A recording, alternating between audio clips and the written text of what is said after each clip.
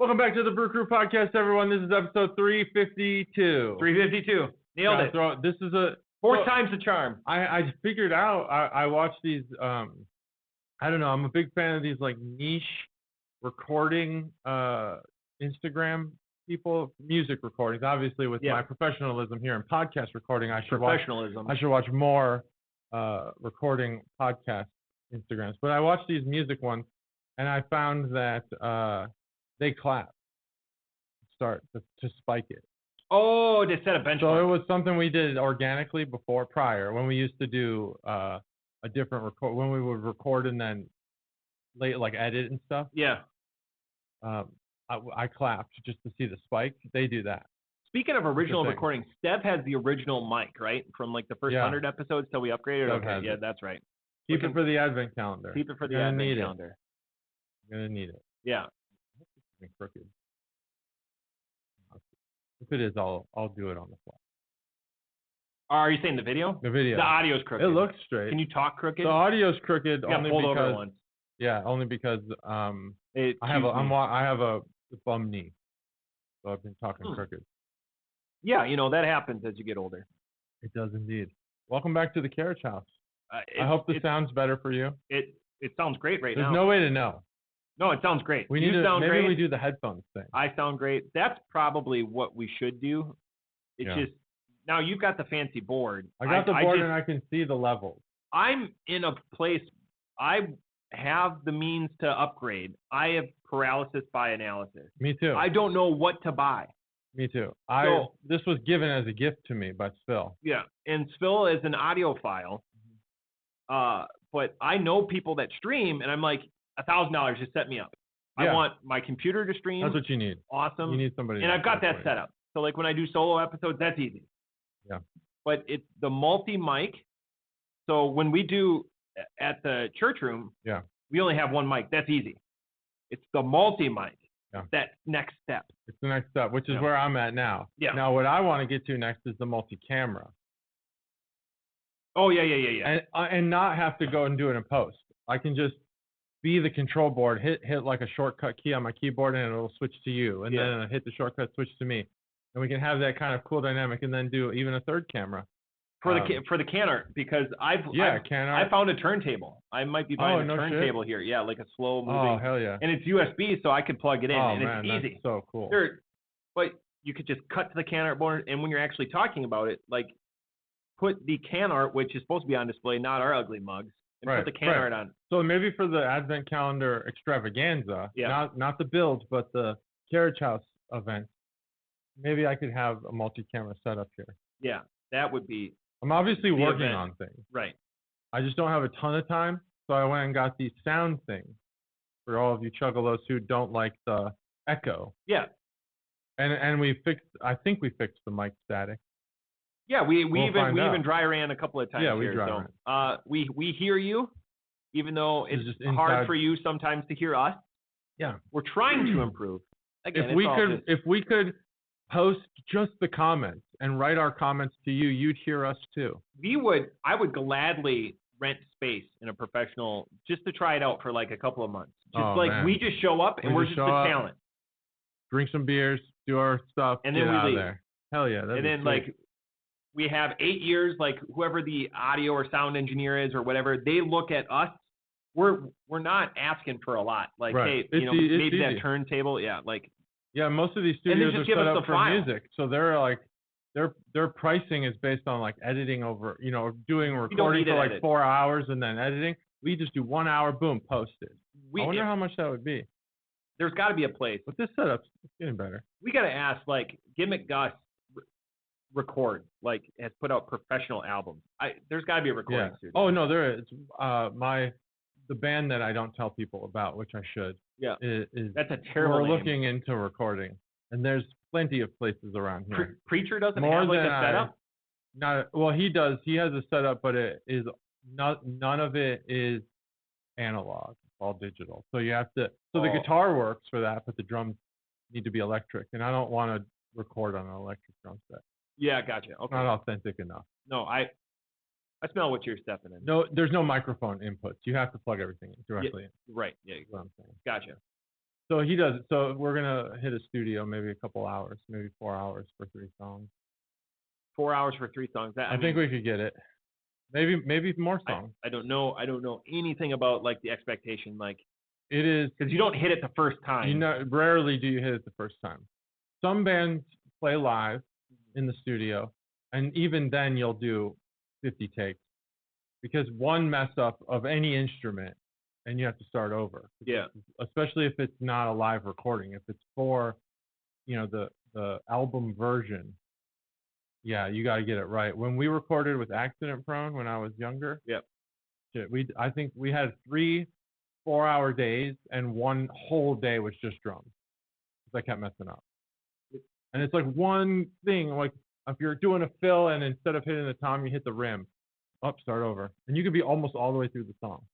Yeah, it's like Guitar Hero, but in real life. Like you have to get it perfect. If you have pauses and silences, like especially with vocals, you can cut tape. Splice, yeah. But with the drums, like you'll have like the resonating cymbals that overlap a lot of things, and then it doesn't sound right if you cut it together. And that's the thing, like we've wanted to edit it, and you edited for probably the first 100 episodes. Most of it was taking the ums out. We understand, but the process of what we're doing is we're just one take Sally. Like one take Sally. I think it's more authentic that way. 100%. We're not redoing takes. It tests us too. Yeah. Like even if we forget to say something, and at the end we're like, "Fuck, I forgot to say that." We don't turn the camera back on. No, 100%. We just put it in the comments or in the. In the last 200 episodes, we could count on one hand how many times we've either edited or spliced. Yeah, I think we've only restarted twice ever. And that's like a fumble. 352 episodes, which is crazy. And we're not perfect, obviously. And the restarts are only after 1 to 5 minutes. Yeah, I've restarted on my solo episodes that many times. Solo, I restart all the time. I try not to. Just 2 episodes ago. Welcome back. Oh fuck. Oh, welcome back. I had a perfect intro, but never after the crack. Once you're cracked, the crack is you're committed. No you can't. Back. I'm just gonna fake this. Like no, then you fuck up after the crack. You fuck up. That's publicly. fantastic. Same. We've experienced the same. Good news about the calendars. I don't know any more outside of the 3 beers we've already shared, and even those I've mostly forgotten, which is good. The calendar is done. The services, and I talked to JT about this, I turned it down. Gimmick Gus, who was on the podcast, one of our favorite episodes from this last year, offered to make the list. But we have a precedent already set up. There's a precedent set. I am going to encourage Gimmick Gus to still make a list. That would be content. And we can run down through the list. Oh, that'd be good. And see what the bar owner Compare and contrast. Spill, correct. Compare and contrast. Spill the seasoned hobby brewer. Correct. And versus the business owner. And that fights him a little bit. He's more than... No, he's hobby. But he's worldly smart individual. About it. He's an intelligent hobby brewer. Correct. Probably, I would say, to go so far as to say brewing is a hobby of his, plus gaining knowledge about brewing is a hobby of his. That's probably a better way to say it. 2 hobbies. With the only guidance that we ever give is we try to pick the Cadillac of the calendar. Yes, that's for the extravaganza. For the Carriage House. We all want to experience it together, as many as possible. And I can fit the fire marshal, he's got the count here maybe in the 80s. So if you're in a calendar and you want to join the fun, can you fit the fire marshal and Brandon Marshall? The fire marshal is getting a calendar from what I understand. And Brandon Marshall. And Brandon Marshall's coming? I hope he brings his friend Jay. That's your contact. The only other news that we have is the koozies are in. It's going to be a reveal on the calendar, though. We're not going to do it. It's actually almost in the view of the camera as a tease. We're going to call that a tease because it's 2 weeks from Friday. Find it. Can you do a search and find? We're 16 days away. Hidden thing. 16 days away. There's 23 calendars, right? There's 22. 24 will be built. Well, I have good news and bad news. I also am bringing a gift this year. Last year I fucked up and way overspent. This year I didn't. But I only have 12. You fucked up personally. I did. Because that was a huge... But then I've cringed to myself about even bringing it up ever. Yeah. We have another gift that's being donated, but there's only 16 of them. Yeah, so I only have 12, and I figured that 2 of them will go to you and I. What we should do, what we should do with this. We'll have 10 to give away. You chew on this. Is if you're present for your calendar, because some are mobile and that's fine. If you're present, that's why I'm prioritizing those individuals. There's enough koozies. Everyone's going to get a koozie. Prioritize the people there so you can see the reaction with whatever you're giving. Yeah. The other gift that's being donated and being put into the calendars, he goes, I only have 16. And I go, I sat there for about 3 Mississippi and I go, let's prioritize to the people that will be, because there's other individuals that don't ingest or don't live the lifestyle, the chuggle lifestyle as much, but they're all in on the calendar. They're not going to miss what they didn't know that was going to be there. Yeah. There's kind of a weird if that makes sense. That's my thought. Have 3 to maybe 4 categories of people. You have the loyal listener who also attends. Pretty much. You have the loyal listener who doesn't attend. Yep.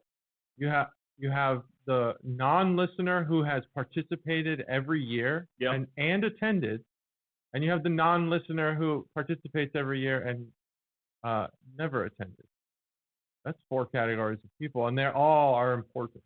I couldn't relay all 4 of those. I was listening. So I was relaying from a priority perspective. The listener who attends is probably S tier. Yep. The listener who doesn't attend, where are they? If they are participating. Oh, they're all valuable. They're all valuable. Where are they? We'll probably figure it out. But then we have the non-listeners. We have plenty of them who participate every year. Correct. They're always in the calendar. And there's 2 groups. And then provide content. So there's the ones who don't listen and don't show up to the calendar build, and there's the ones who don't listen and do show up to the calendar build. So it's like, what's the priority here? Well, we know that's tier. Everyone else. But this is in contradiction to what you're saying. It's just the people who are there. Prioritize them. Prioritizing by your level of effort and your commitment to it's your gift. I'm not saying we're doing that. I'm just saying here's an alternative perspective. Something to chew on. You think about it. Yeah. And I think we've hemmed and hawed on it, and gone back for food solutions and stuff like that. I still think we're gonna do pizza. Hell yeah, we're doing pizza. It's the way to do it instead of sandwiches and what we're doing. Pizza. Sandwiches are tough. It is because bespoke orders. If you get 4 or 5 different kinds of pizza, someone's gonna be satisfied. Yeah. You're not gonna be satisfied. I can't satisfy. The only person you can't satisfy with pizza is the gluten people and the carb-free people, which that's not really a problem. That's more of a preference. My daughter doesn't like melted cheese, so she's tough with pizza. I didn't know that. But she won't be there, obviously. She's 9. She won't be there. But she doesn't like melted cheese. Melted cheese is better than cold cheese in many cases. Some cases not. Like it's like really artisan aged cheese. I would disagree, but like Swiss cheese, a grilled Swiss cheese sandwich, fucking amazing because the oils come out. Anyway, we'll drink some beer now. This is going to be a difficult decision, but I think I've made it on which order to go in. Both these beers are going to be palate. Yep. I'm not looking. I'm here. Palate reduced. Palate. South Park. Palate. Records, I guess. Oh, it's a whippa. This is a whippa, and this is there's 2 reasons I got this. One, it's a whippa for Matt. I know he likes them, and I typically avoid them, and I feel like that's not fair. And it's also Comiski Park is the name of this beer. Comiski Park, famously, or not famously, if you don't follow second-rate sports teams from Chicago. Nicely done. Thank you. Comiski Park is the former home of the White Sox, Chicago White Sox. But this is about the old days of Comiski Park. Wrestling Thursday, January 4th, and there's 2 guys with wrestling shorts on from like the old days. Whose territory was that? I know the Minneapolis territory. I know the Kansas City, St. Louis territory. I don't know the Chicago territory. Like I can go back to history. Good question, actually. I'm trying to think of the map. I've seen it a million times, but I don't know. I know Great Lakes has, the Blizzard. Their big WrestleMania is coming up here in December. Blizzard Mania. They get a bunch. Now this beer is called Comiski Park, but there's another name on here which I think might be the artwork, but I'm not sure. So I'm going to say it in this part of the thing. It's Men with No Pants Fighting for a Beer. I think that's the name of the artwork. Is that instructions on what is expected of us on this episode? That is. And so that's one of our options. That is an option. So this is a 6.8%, obviously in a pint, Comiski Park West Coast IPA from Marz Community Brewing Company. No, just Marz. No, Marz, not Marz. Marz Community Brewing Company, Chicago, Illinois. MarzBrewing.com, which I'll take a look at. I didn't before this, but I will. Hell yeah. We're gonna bust this open. Do you want a glass at all? No. If you need no, one, sir. just let me know. No, sir. All right. 3, 2, 1. That was I fucked it up. Ooh, we're shit. We're shook. And we're on the floor. I got paper towels. That's a shitload of That's been a long time. Then the fact that it was both of our cans, you can tell this is a good table because not only did it not hit the floor because it's ribbed for her pleasure. Oh, it's still going. Were these ever frozen? That's a mark of a frozen beer. Freeze them. I did not freeze these. And from what I saw, these were brand new. They had not been there pre. Well, the good news is this is a bar. Number 2 is a bar. You can still is floor's old. It reconditions it. All right, so that was fun. Sorry, Stacey. You can tell that carbonation and that effervescence is coming out. I'm going to be very gassy in the. Boy, oh boy.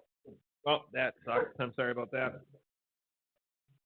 I definitely could use more paper towel. I'm gonna close this out. So I'm a big fan of anything wrestling related, and I'm wondering. I know you said the location. Do you know where in Chicago that it is? I'm about to look it up. Judging by the name, probably the South Side. Do you? I know there's pretty clear lines. It might have been. But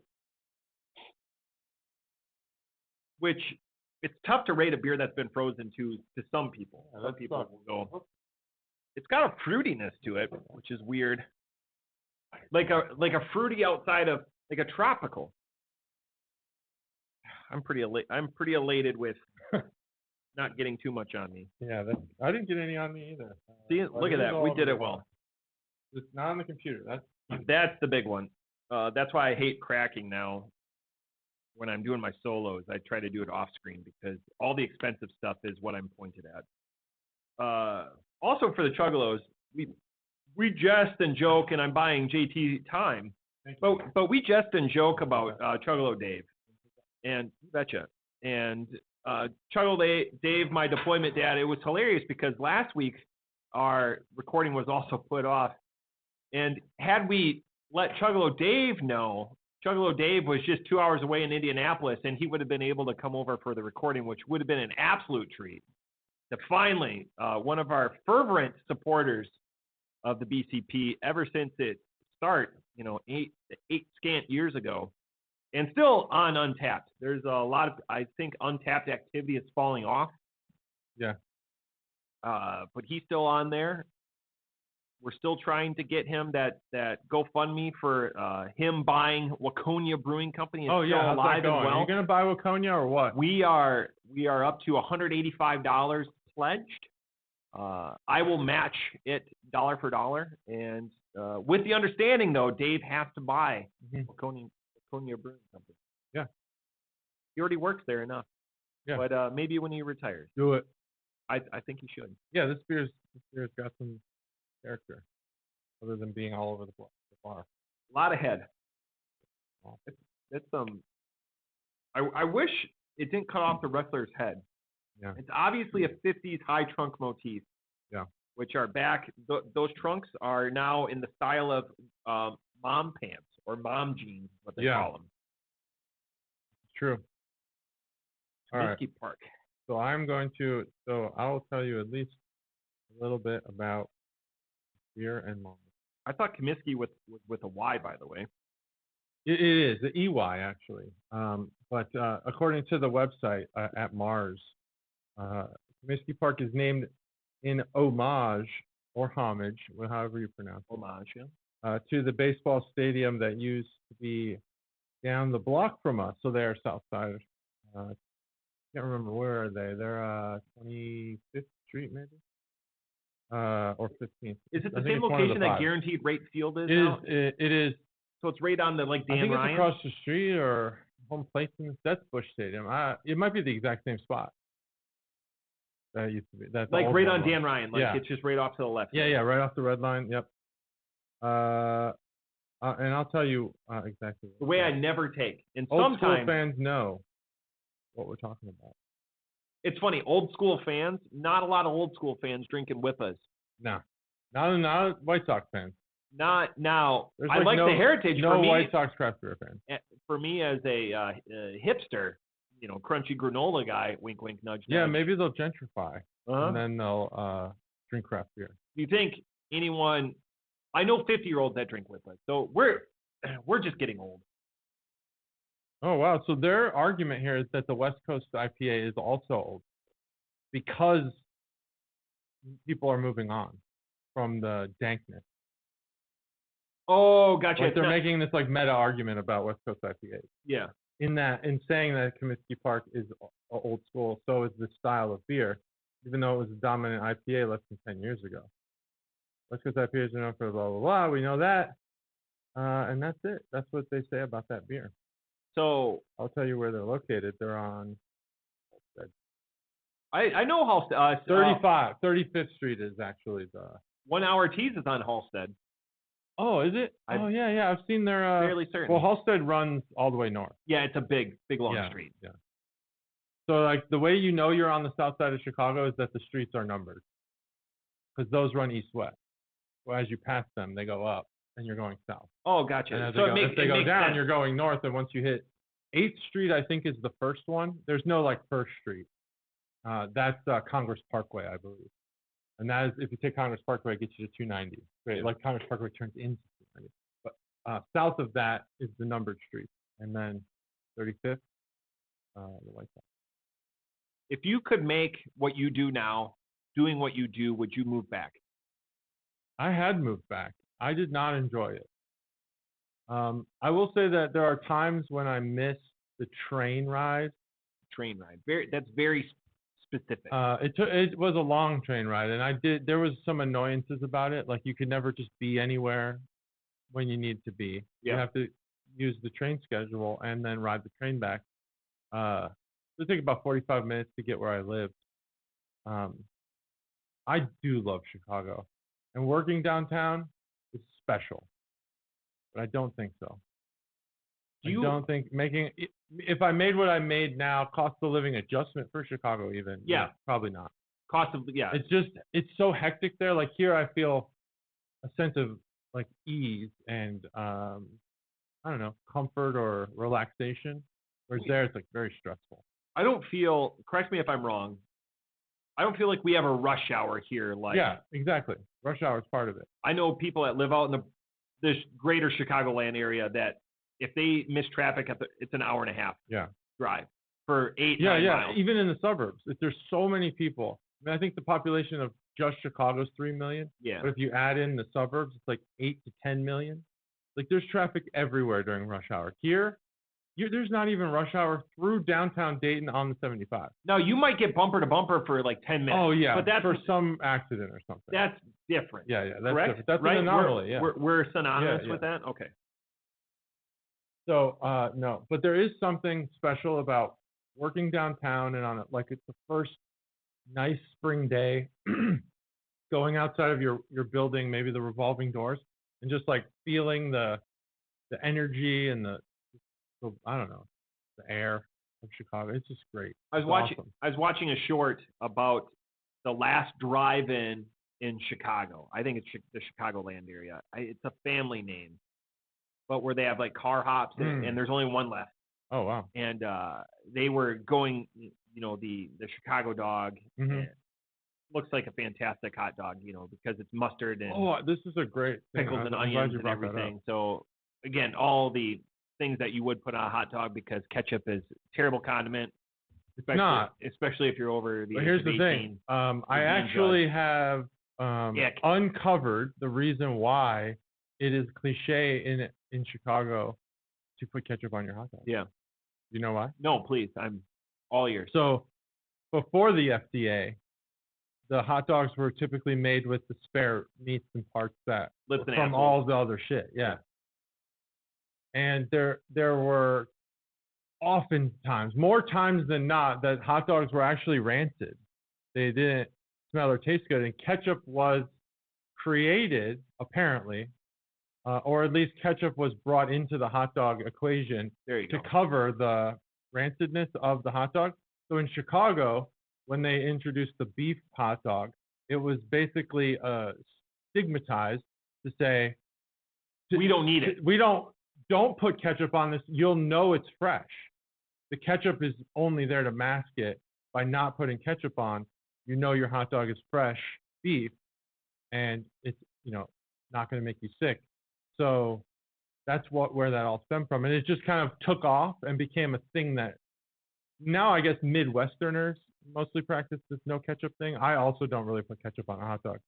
I don't hate ketchup like you do, but I now understand where it came from. It just became it picked up, became a trend. It makes sense that the all beef hot dog, if this is where it started in Chicago, because the commodity hot dog thing. Yeah. The commodities exchange was in Chicago. Yeah. So being the cornerstone of the breadbasket of America, if you will, which what eats all the grain and everything was cattle, that would make sense. So I like that from a history perspective. So no ketchup on a hot dog stemmed from making sure you're getting a fresh hot dog. You know what another Chicago staple is? I don't know if we can call it a staple. You're going to be the judge of it. I loved it because one of my favorite places to visit. Either location.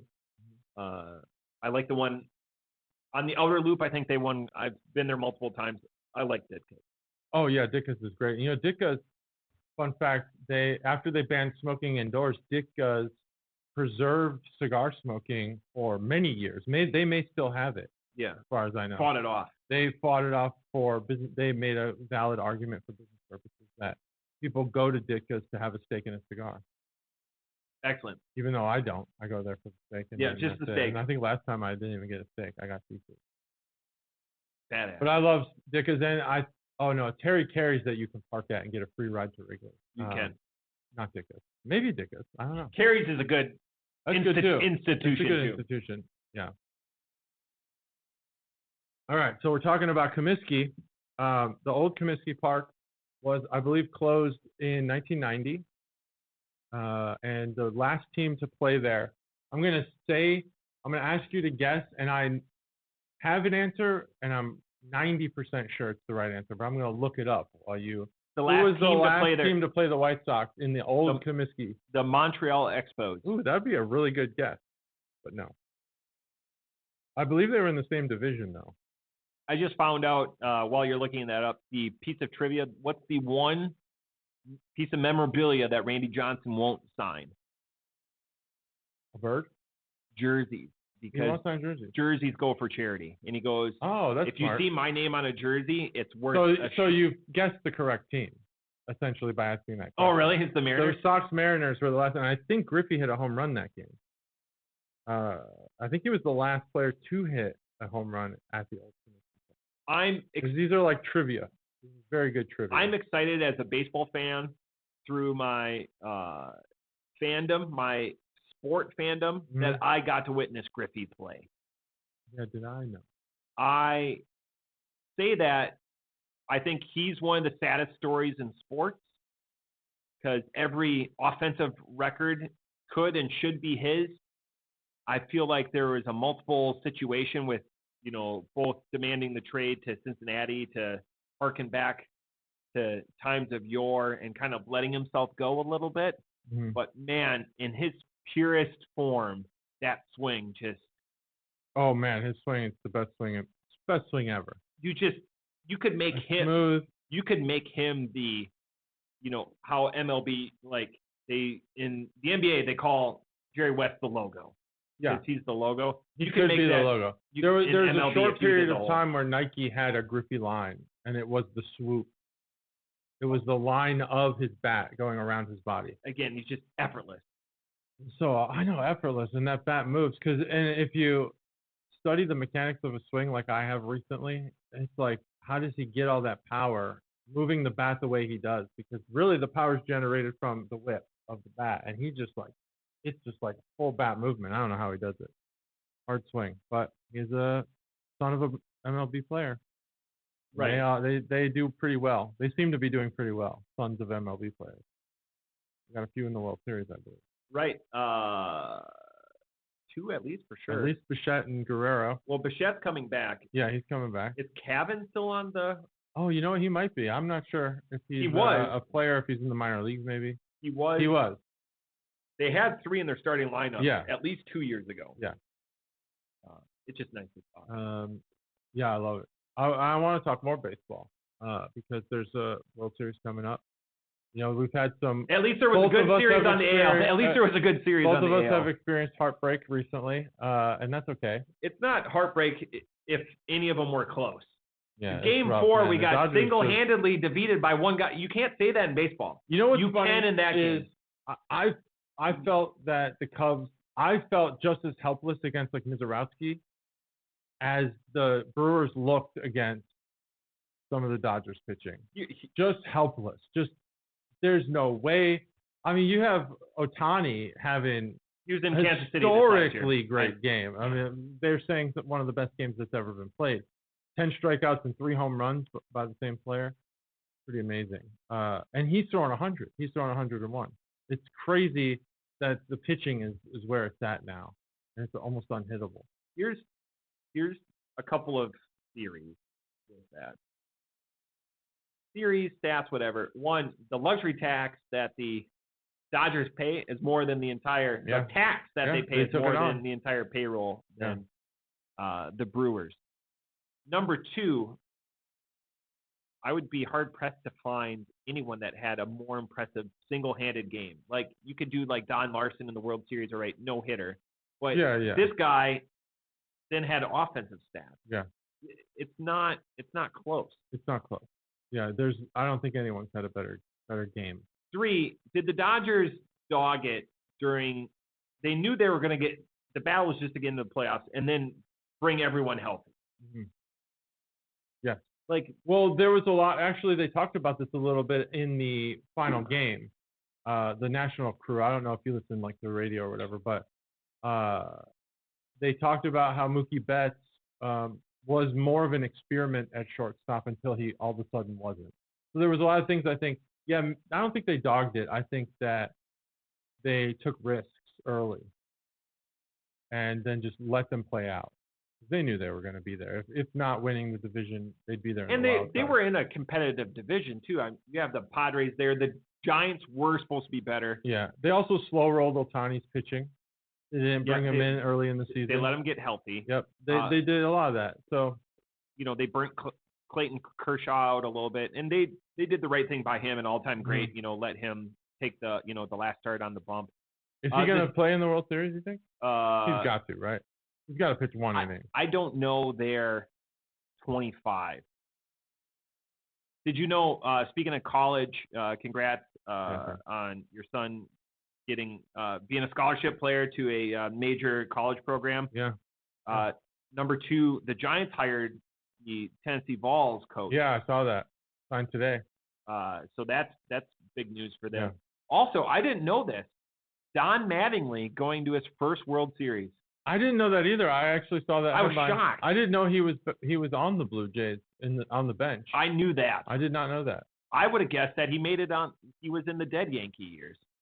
He left before. I guess before the the youngster, the youth came up with the Joe Torre teams. Yeah. Which was crazy, but Don Mattingly, all-time great. Yeah, all-time great. There was a game once that my son was playing first base. Had his hair grown out for just like Don Mattingly in the controversial year where he didn't want to shave. Yeah. And somebody walked by. He made a play. He was like, "Who's that? Don Mattingly?" And it was funny enough for me to tell him after the game, and then it led to like a wormhole of him researching. Don Mattingly, very upright, very stoic. Very upright, yeah. Very good posture. Thin, not your typical like your newer first baseman. Like we're not talking the Don Mattingly days. I think there was a lot thinner guys. John Olerud, remember him? Yeah, John Olerud.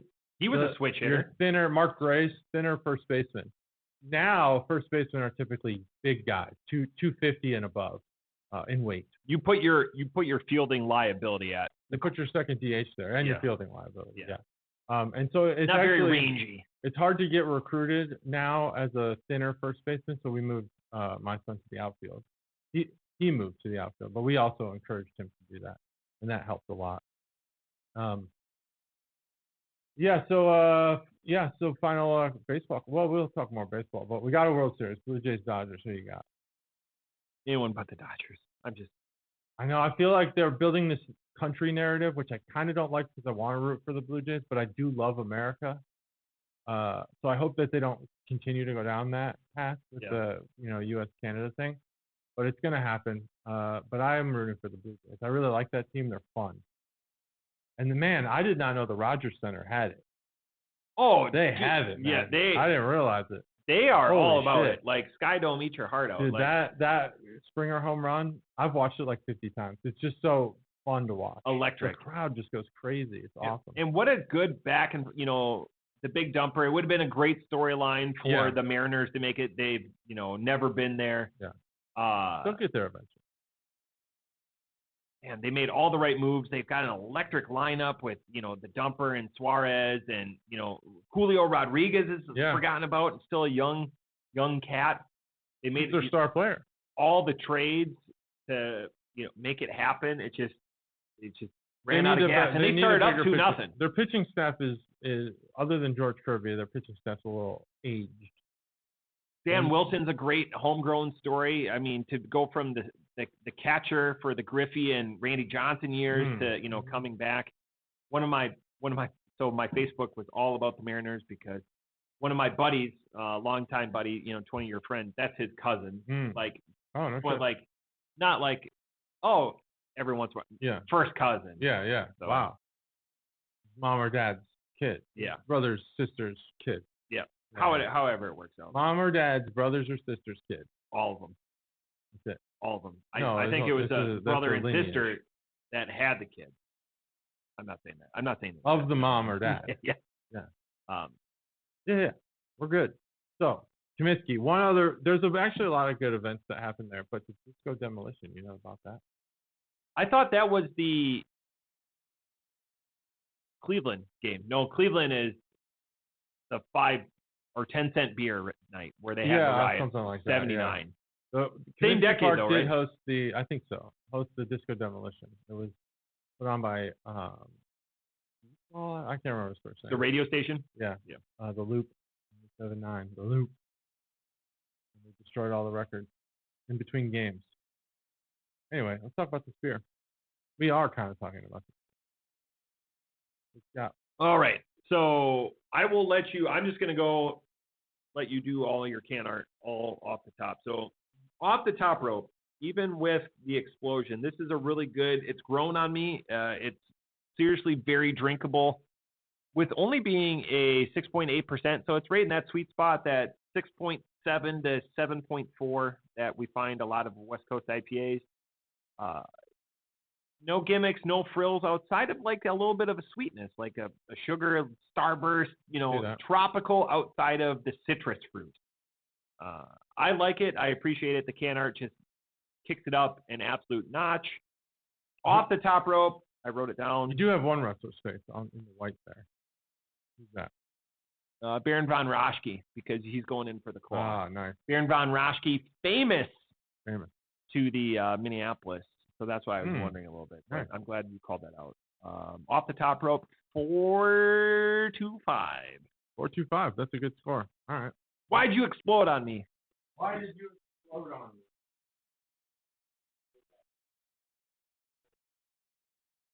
Probably can't hear me.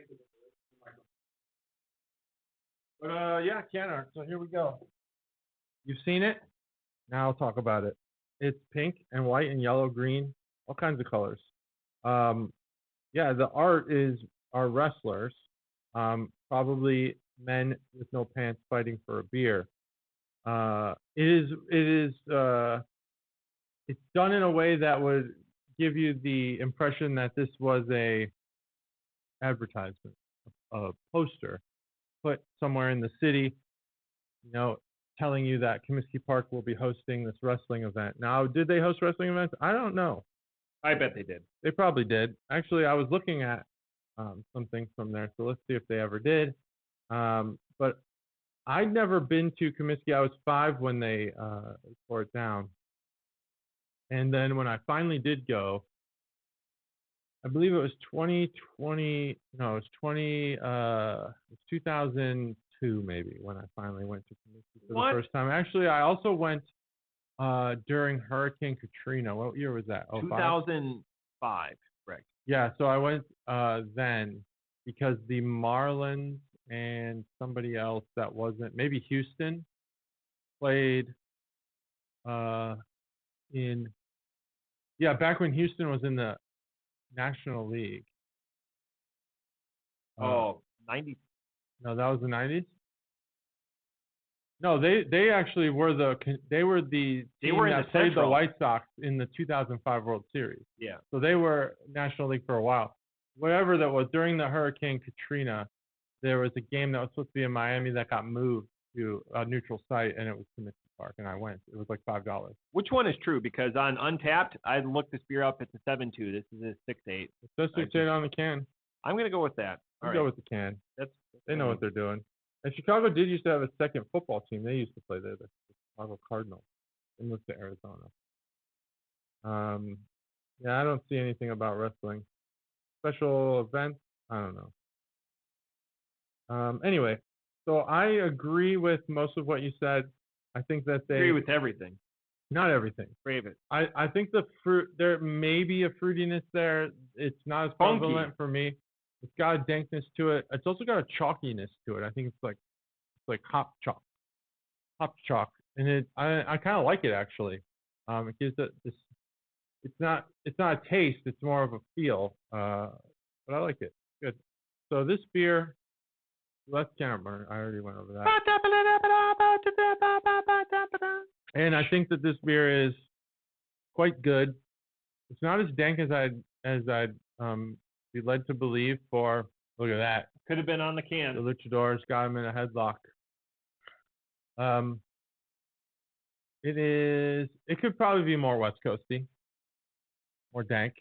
Could be a West Coast, but it is not a juicy IPA.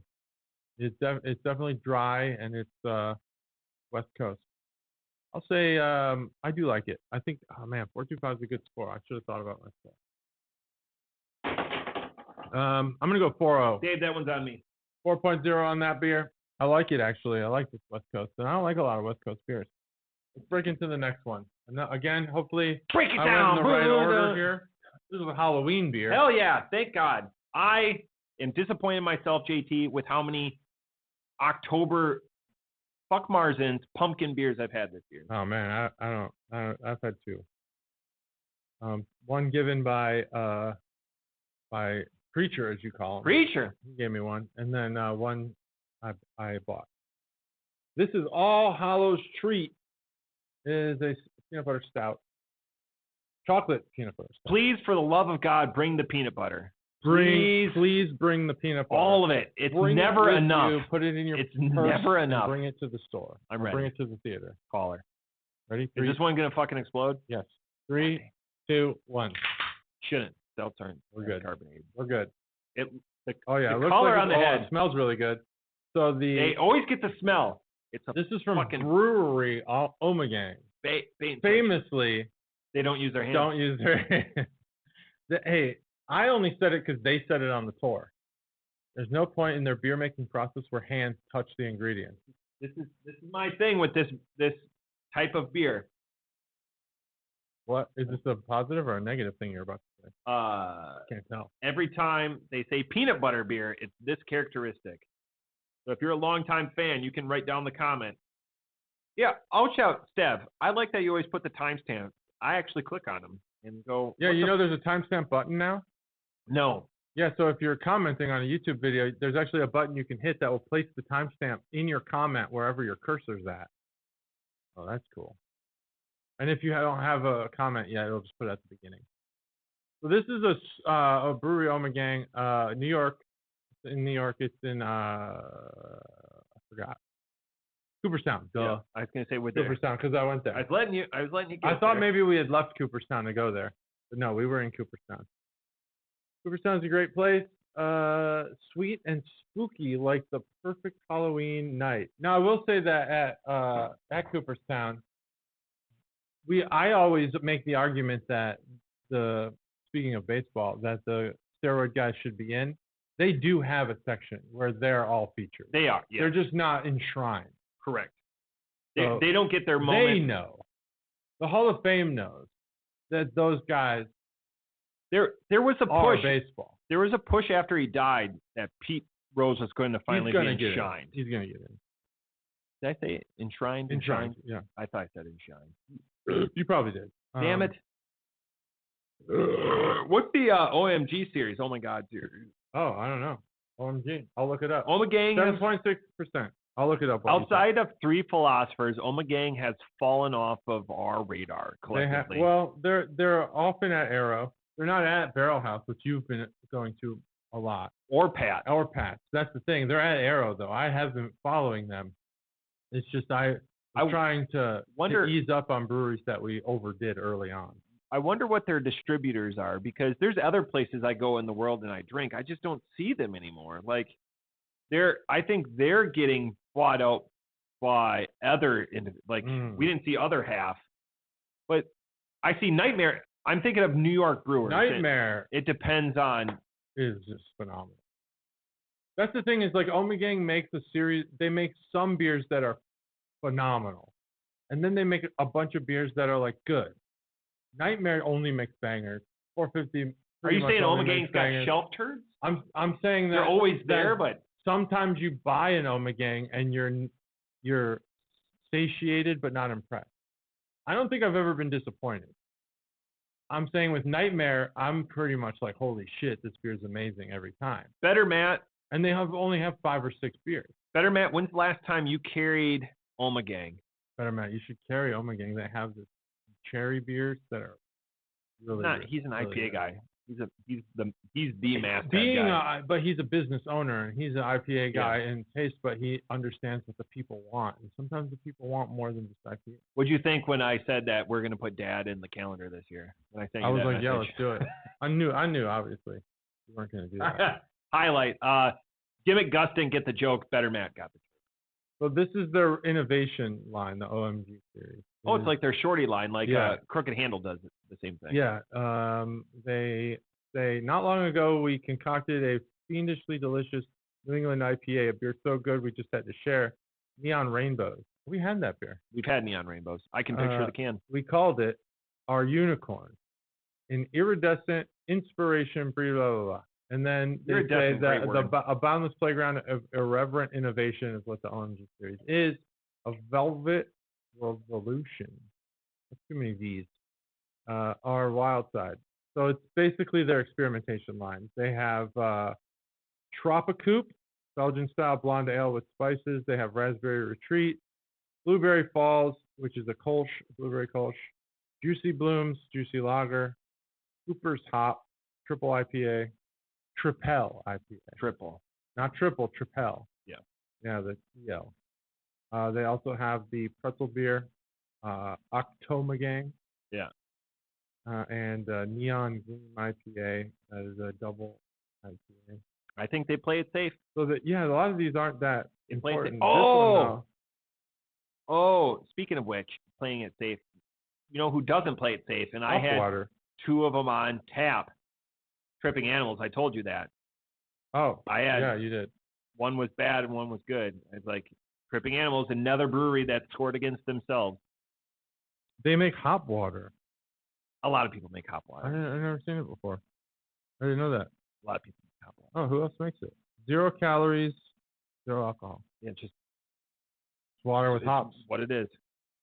And then they make this one, All Hallows Treat. And they make a Christmas version. Sorry, Stacy. Oh, they make a metal version. Yeah, this is what they got. This is pretty much an advertisement for them. Watermelon Kolsch, granola stout. Gross. Get watermelon out of here. Double dry hop. Yeah, that's it. That's all. Watermelon is, if watermelon is supposed to be the front and forefront of your beer, no one is satisfied by that. I want to meet somebody that goes, you know what, my favorite beer is, it's a watermelon beer. I've yet to meet that person. I know that person. Who? Jim. Used an alias. Jim? Okay. Jim's an alias. Jim loves watermelon beer, especially the Ommegang one. This is my fear with beers like this. It doesn't rely on the peanut butter. It relies on the peanut husk. I eat a lot of peanuts. The essence of this beer is the shell. I eat almost no peanuts.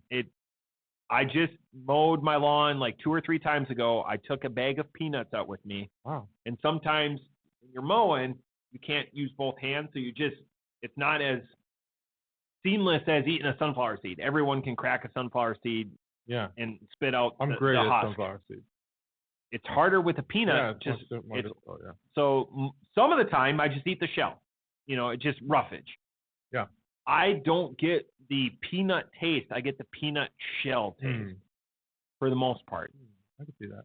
And that's my problem with a lot of these beers that are peanut butter chocolate is I get that taste, not like the creaminess.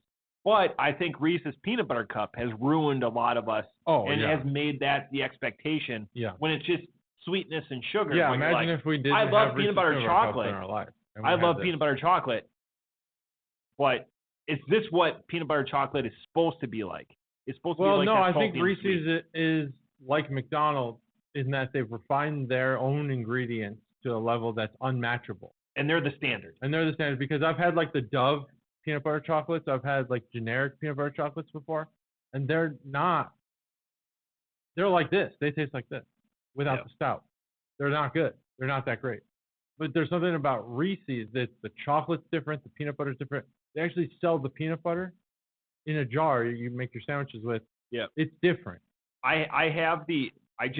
The last couple of days, I've had the peanut butter and jelly Reese's Peanut Butter Cups. Oh, I haven't had that. You don't need the jelly. It's a wisp of jelly. Don't need the jelly. It's thicker though, so you get more peanut butter. It's balanced in that, respect. But like a goober. It's like a goober. You know a goober? Yeah. I love goober. I don't know why. It was disgusting, but I loved it. But you remember there was a series of like Lemonheads was my jam. Like that kid. Well, the goobers wasn't a candy. It was a spreadable peanut butter jelly. Yeah, we never did that, but there were goober candies. There were. Now that I'm thinking about it. My jam, Reese's Peanut Butter Cups have always been my jam. I did like Butterfingers for a while. I never really liked sweet candies. My favorite, and I always tell you this because it's my favorite sign in the world, and it's in Chicago. It's the J. Ferrer Baby Ruth Butterfinger sign. That the factory right there. I know it's good. I know it's going to be a good weekend when I pass, and the Butterfinger one is mostly on my car. It's going to be a bad weekend with the Baby Ruth. That's the Nestle factory, right? No, it's J. Ferrer. J. Ferrer. Oh, okay. Yeah. There's a Nestle factory over there. Yeah, J. Ferrer, unless they sold out, but that's a J. Ferrer. I don't know. I remember I never considered fancy candies to be viable. Yeah.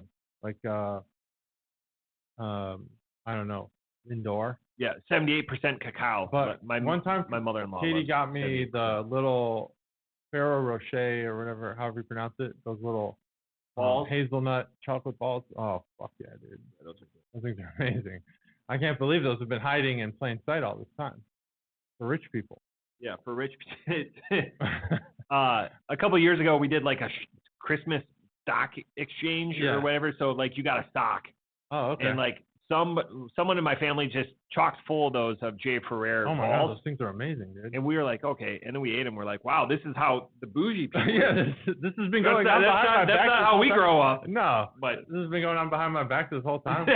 Why? Hey, knock knock. Here, eat this. You enjoy this, you tool. Yeah, here, have this Hershey bar. Have a fucking Rolo. Like it'll tear. They were eating Nutella before Nutella was a thing. Yeah, and that's what those things basically are.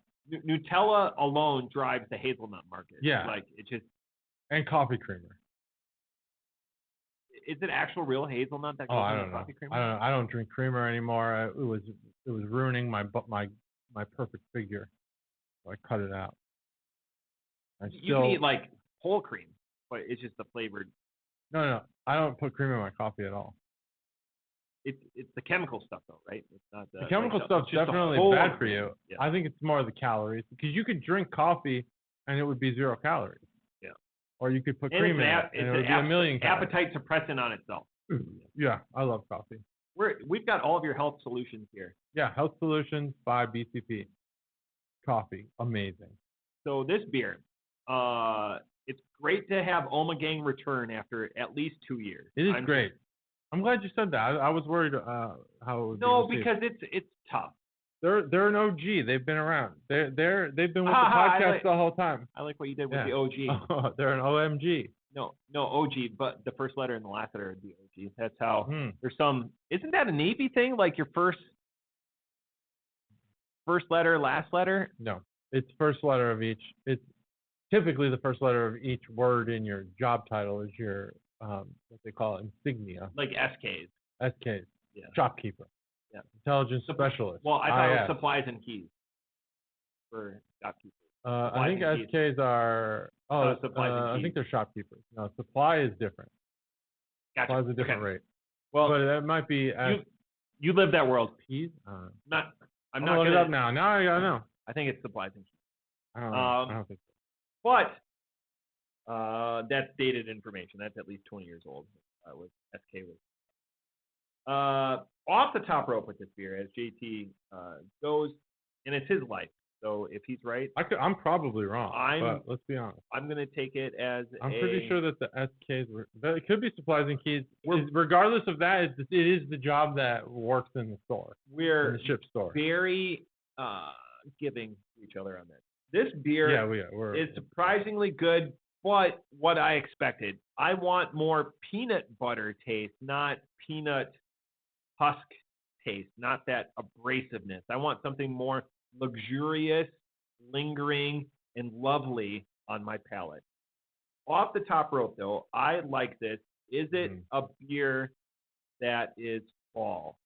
It's fall because of the candy that's associated with this beer. You can look at the color palette of it. It's trying to be something. You could drink this beer any time of year because people like peanut butter and chocolate. People like that salty and that sweet. It's a marriage. It satisfies 2 of the 4 different urges or 5 palate urges that one has in their life. I am vacillating wildly on this beer, and the 7.6 makes it absolutely delightful. This conversation is great. We need to do more episodes in the Carriage House. I'm just buying time for JT to prove me right. What did you say? The supplies and keys. So the SK is the storekeeper, which is changed to now logistics specialist. But I'm gonna look up what you just said. Supply and keys. Supply and keys, Navy. Yeah, Navy, obviously. Yeah. I don't like giving the. I'm right there with both stores. Off the top rope, I would enjoy this, but again, don't say peanut butter. Say peanut and chocolate. You get in trouble when you say peanut butter. Off the top rope. Green. Yeah, there's nothing surprising. Damn it. Ever. But storekeeper. So I was wrong. I said shopkeeper. Storekeeper is supply. But now they're logistics specialists, which I don't know if they are. I don't think that's true. Logistics is a very complicated domain. I just recently learned that by working in logistics. I don't think these people are. No offense. I don't think that some of the SKs I know my second degree are logisticians. Logistics is fucking insane. That's my second degree. Think about this. I'm thinking. Off the top rope, 4.25. I'm going to get it. I'm glad that I already had my score on this one, so that's good. You did. It's never. When's the last time you wrote down a score? I thought of it quickly because I didn't want. I'm always. Logistics. So I talked to this logistics medical logistics officer, and he was saying, for those who don't know, I'm a data scientist, so I have to think about data problems. And he's like, here's something we're not really fully understanding, let's say that you have a limited amount of medical supplies, and you're going to do, let's say like an invasion or a beach landing, and you're going to have maybe 4 medical tents across the land that you're going into. Supplying keys as the Navy refers to strict control and management of bulletins. Well, yeah, that makes sense. Yeah, but underneath that. Supply course. Yeah, obviously. Supply course. Yeah. Bazinga. But that's not called supplying keys. So I'm gonna take. I'm talking about SKs. It's more colloquial. SK1, SK2, SK3. Petty officers. It's got large, supply course, logistics and inventory. Yeah, the supply core. It's a colloquialism for. Oh, all right. I've never heard it. I'm not gonna take the victory. Yeah, see, that's the. Yeah, that's the rating badge. Yeah. Yeah. Mine was a quill and a magnifying glass. I'm going to take a 25% victory on this. You can take 25%. I was in the Navy for multiple years, and I never heard that term before. Will you take? I'll let you have the win. I don't want the 25%. You can have 75%. Yeah, I'll take the loss, but it's not made up. No, it's not made up. I'll give you that. It's not made up. I'm a clever guy. Yeah, you're a clever guy. You're like. Clever. I feel okay. You have 4 tents on the beach. I feel sure. Yeah. How do you know if you have a limited amount? Let's say you have a limited amount of scalpels. How do you know where along the lines you're going to need surgery versus quick fix medical attention? This is like a military question. The military medical logistics people are asking themselves. Well, if I know that there's a way to figure it out, and the amount of logistics that goes into that problem is a lot. Because you have like all these moving parts that are going to like different parts of the world with medical supplies. But then you have like the establishment of your medical facilities. You have the supplying of your medical facilities. The sustainment of your medical facilities, and the possible supply cutoff. Because when you invade a country, for those who don't know anything about military strategy, you always attack the bridges first. Are you going to be able to get supplies from A to B? Who knows? Is there a bridge in the middle? Maybe. And I was like, holy shit, this is a hard problem. And I'm not even dealing with that.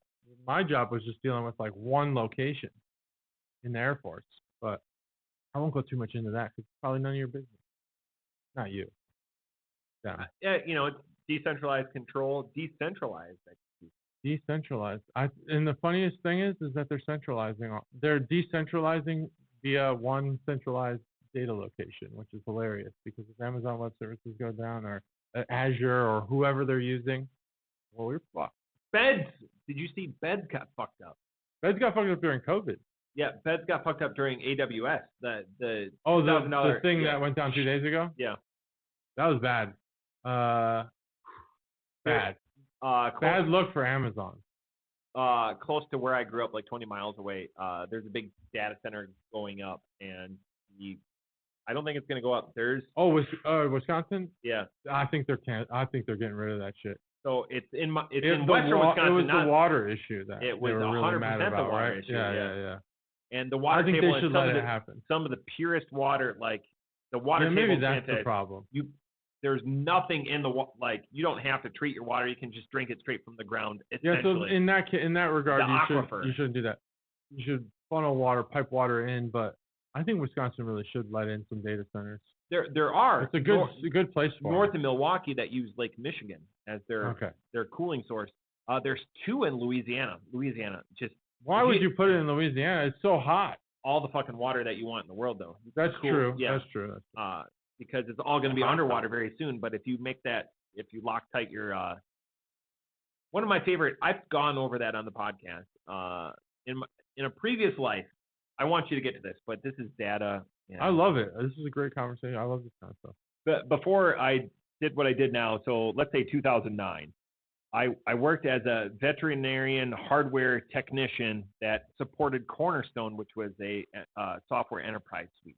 Okay. And I would work with clinics, and they would call up, and they would be like, hey, can you help me with my backup? Can you help me with a rebuild? Yep. Mm-hmm.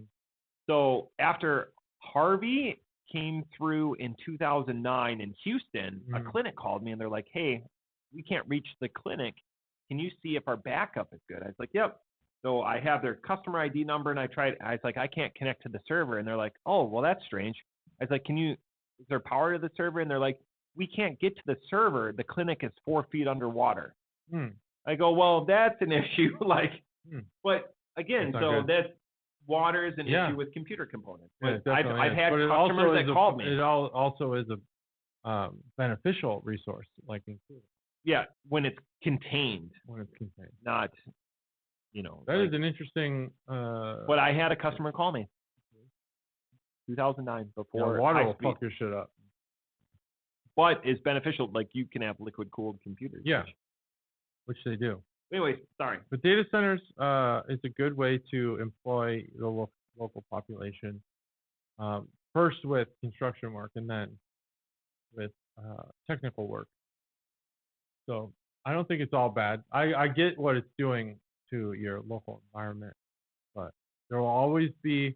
That's the thing about AI, is that while AI automates a lot of jobs, the AI itself will need to be maintained and sustained, to use the word you used earlier. So if you are a person who is in the hardware business, or you're in the construction business, or you pour concrete, or you do something that a data center might require, you have a pretty safe job. So think about that.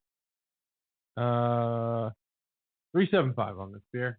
Meta just announced that it's laying off 600 people from its AI. Well, that's dumb. I don't know what they're doing. Meta is crazy. What the fuck are they doing? So Meta employs this guy named, I don't know how it's pronounced. It's like Jan Kuhn, and he is the person who invented the convolutional neural network. That is a very specific thing if you don't understand. Which I'm glad that you finally brought up, because we need to talk about this. Yeah, I love convolutional neural networks. It's all about computer vision. But I think he might have even had a hand in inventing the neural network in general. I'm not sure in his history, but he is like the chief of AI at Meta, and he has said that he's over LLMs. LLMs are the foundation to the chatbots that we're seeing today. And I don't know. That seems like a bold statement, being over LLMs. I'm also not convinced they're the end-all, be-all. I don't want to get AI too much into business, but I'm now overseeing an LLM app. So many LLMs out there. So many tasks for LLMs. Everyone wants one. You can all have it. It's fine. OpenAI is there, offering you those services. Just don't use the Chinese ones. Speak when. But to say you're over LLMs, I think that's a what do they call that in football? It's like a I think it's a broad juke brush. or something, but it's a broad brush. It's a fake. It's a false flag. They're obviously going hard at it. They went so. I hope this person, who is obviously a genius, who helped invent neural networks, which is the foundation of LLM, I hope that they were not the person who went so hard at the metaverse, because what a epic fucking failure that was. There's an awesome video about like what the metaverse is today, and it very much feels like an abandoned mall. Right. It is an embarrassment. So anyway, LLMs are everywhere. That's data science. I thought this beer was better cold, ice cold. As it's warmed. You don't want, in stouts, you want them to warm up to wake up the flavor. And it has been a downward trajectory ever since it got warmed, ever since it opened up. I opened it perfect. I loved it. Reminded me of Dove chocolate peanut butter candies. And then ever since then, it's just been more and more boozy as it's gone along. And I don't really think that flavor complements chocolate peanut butter. So 375. It was a 4.5 at first crack. It's just gone down from there. Whee! So now we've rated the beer. Any other quips, tidbits, or logic puzzles? Yeah, I need to. I needed a third piece of that list, so I had to say something. No, it works out for alliteration. Not on this one, but I will develop them for the next 353. They're developing. 353. That's going to be a palindrome. Oh yeah, it'll be a palindrome. of numbers. Well, that's it then. It's episode 352. Woo! In the Carriage House. Ommegang. And the other gang. All Marz. our gangs. Marz. Well, not Marz. I was just thinking of other gangs we could mention. Oh. What gangs do you know? Name them right now. List them. Gang of one. Bye.